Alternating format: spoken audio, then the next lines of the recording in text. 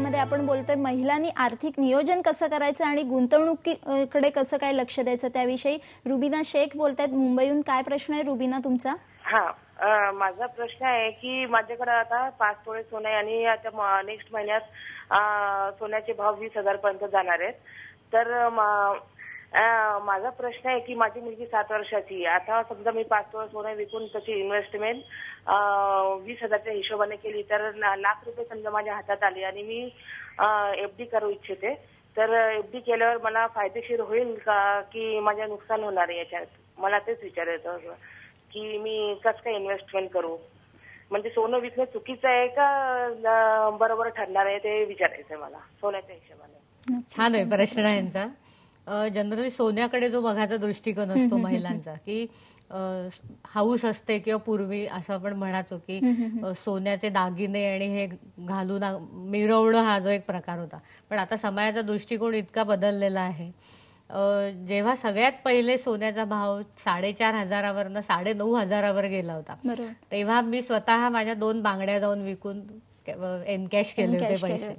तर हा जो एक मुद्दा आहे याच्यामध्ये सोन्याचा, म्हणजे तुम्ही जाऊन दागिने जर विकत घेतले तर तुम्हाला ते मोडण्याचं पटकन मन होत नाही. पण आज आता अशी सिच्युएशन आहे की ज्या लोकांनी पूर्वी जे घेऊन ठेवलेलं सोनं आहे तर आज आता जवळजवळ 15,000-15,500 रुपये भाव आहे सोन्याचा. तर मी अशा ज्यांच्याकडे सोनं आहे अशा समस्त वर्गाला असं सांगेन की तुम्ही या संधीचा फायदा घ्या. जसं शेअरचा भाव 90 रुपयाचा 200 रुपये गेल्यावर आपण विकतो तसं तुम्ही सोनं आज काही अंशी त्याच्यातलं जर विकलं आणि ते पैसे जर तुम्ही सुरक्षित ह्याच्यामध्ये फिक्स्ड डिपॉझिटला जर लावलेत तर त्याच्यासारखं चांगलं आत्ताच्या सिच्युएशन मधला सगळ्यात चांगला सल्ला नाही. बरोबर. पुढचे आपले कॉलर आहेत योगेश खोपडे साताऱ्याहून बोलतायत. काय प्रश्न आहे तुमचा योगेश? Hello madam. नमस्कार मॅडम. माझा असा प्रश्न आहे की मार्केटिंग मध्ये इन्शुरन्स मध्ये जर पैसे गुंतवले तर मॅडम ते पैसे मार्केटिंग मध्ये पूर्णतः आपल्याला सुरक्षित असतात का असं विचारायचं आहे का?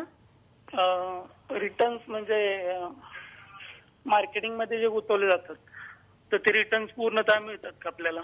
म्हणजे 10 वर्षांना जर आपण पैसे घ्यायला गेलो तर ते रिटर्न्स पूर्ण मिळतात का?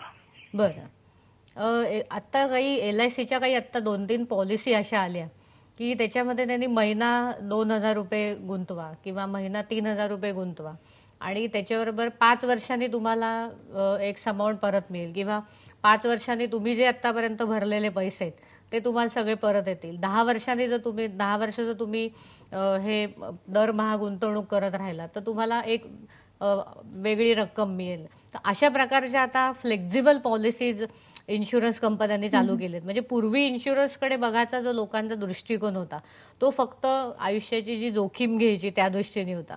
पण आता इन्शुरन्स कंपन्यांनी बरीच चांगली प्रॉडक्ट्स आज मार्केटमध्ये आणलेत की ज्याच्यामध्ये तुम्हाला थोडी त्याच्यातली जी गुंतवणूक आहे म्हणजे आपण त्या इन्शुरन्स कंपनीमध्ये जे पैसे प्रीमियमच्या रूपाने देतो तर ते डेट मार्केटमध्ये ते लावतात. तर डेट मार्केट म्हणजे काय की गव्हर्नमेंट सिक्युरिटीज आणि बॉन्ड्स त्याच्यामध्ये.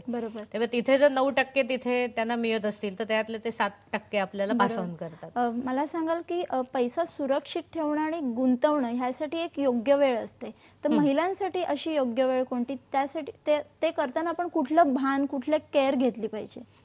मी नेहमी सांगते की वेळ ही शोधण्यापेक्षा ती समोर जे आहे आपल्या त्याचा फायदा उठवणं हे आपल्या गरजेचं असतं. त्यामुळे गुंतवणूक करताना मी नेहमी 3 गोष्टी सांगते की वेळ, संधी आणि उपलब्ध पैसा. आता उपलब्ध पैसा हा दरवेळी आपल्याकडे 1-2 लाख रुपये असतीलच असं नाही. पण आज असंही किती शक्य आहे की बँकेकडनं लोन घेऊन पण तुम्ही इन्व्हेस्टमेंट करू शकता. वेळ ही अशी गोष्ट आहे की आज रिअल इस्टेटसाठी सगळ्यात चांगलं मार्केट आहे. म्हणजे सध्या मी स्वतःच एक सर्वे चालू आहे माझा की या दृष्टीने कसं आपल्याला इन्व्हेस्टमेंट पुढे करता येईल किंवा लोकांना कसं गाईड करता येईल त्या दृष्टीने. तर इन्व्हेस्टमेंटची अमाऊंट मोठी आहे रिअल इस्टेट मधली, पण तुम्हाला कळलं पाहिजे की आज ह्या एरियामध्ये जर मी इन्व्हेस्ट केले तरच मला त्याच्यामधनं रिटर्न्स मिळू शकतात. आणि बँकांच्या लोनच्या स्कीम्स आज खाली आलेल्या आहेत, इंटरेस्ट रेट खाली आलेले आहेत. तर त्या दृष्टीने तुम्ही तो पैसा बँकेकडनं घेऊन आणि आत्ताची जी सिच्युएशन आहे की बिल्डर आज आपल्याला अप्रोच होत आहेत की आमच्याकडनं फ्लॅट घ्या. त्या केसमध्ये तुम्ही निगोशिएबल असतात रेट्स, तर त्याप्रमाणे तुम्ही एरिया हेरून की हा डेव्हलप होणारा एरिया आहे तिथे त्या दृष्टीने तुम्ही ते गुंतवणूक करून जराच अजून एक प्रश्न असा आहे की एक स्त्रियांच्या काही स्टेजेस असतात, सेटलमेंट स्टेज असते, एक रिटायरमेंट होताना असते किंवा लग्नाच्या अगोदर असते किंवा करिअरमध्ये एखादा ब्रेक घ्यावा लागतो आपल्याला, अशा वेळी पुढचं आर्थिक प्लॅनिंग कसं केलं पाहिजे? ह्याच्यामध्ये जसं मगाशी मी म्हटलं की सेव्हिंगचा रोल हा खूप मोठा आहे ह्याच्यामध्ये. आपण जे सेव्हिंग केलेलं आहे ह्याच्यामधनं तेच आपल्याकडची एक मोठी पुंजी ठरू शकते ती. आणि एकदम म्हणजे मी ह्याच्यामध्ये 2-3 गोष्टी अशा सांगेन, मार्गदर्शन ह्या पद्धतीने करेन की एकदम 50,000 रुपये जाऊन गुंतवले किंवा एक व्यक्ती सांगते बाबा या कंपनीचा शेअर चांगला आहे म्हणून इथे तू पैसे टाक तुला हमखास रिटर्न मिळते, तर भूलथापांवरती जाऊ नका. बरोबर. स्वतःचा जो अभ्यास आहे तो महत्वाचा आहे. ह्याच्यामध्ये मी एक फार महत्वाचा मुद्दा सांगेन, तो म्हणजे इन्व्हेस्टर एज्युकेशन अँड ट्रेनिंग, की ते खूप आज महत्वाचं आहे. आणि जसं मी मगाशी म्हटलं होतं की ऑनलाईन शेअर ट्रेडिंग मध्ये आज खूप बायका आहेत, तशा आज माझ्यासारख्या कितीतरी बायका या इन्व्हेस्टमेंट अनालिसिस पोर्टफोलिओ मॅनेजमेंट मध्ये पण आहेत. आणि प्रत्येक आज आपण जे स्पेशलाइज जे आज प्रोफेशन घेतो त्या सगळ्यासाठी आज वेगवेगळे कोर्सेस आणि ट्रेनिंग प्रोग्राम्स आज उपलब्ध आहेत. नक्कीच मॅडम, तुम्ही इथे येऊन IBN लोकमत मध्ये आम्हाला, आमच्या प्रेक्षकांना आणि आम्हाला हे मार्गदर्शन केलं त्याबद्दल धन्यवाद. श्रीमंतवामध्ये प्रेक्षकांच्या तुमच्या प्रश्नांची आम्ही नेहमीच उत्तरं देत राहू. नव्या प्रश्नांवर नव्या चर्चा आपण करू. पहा फक्त IBN लोकमत.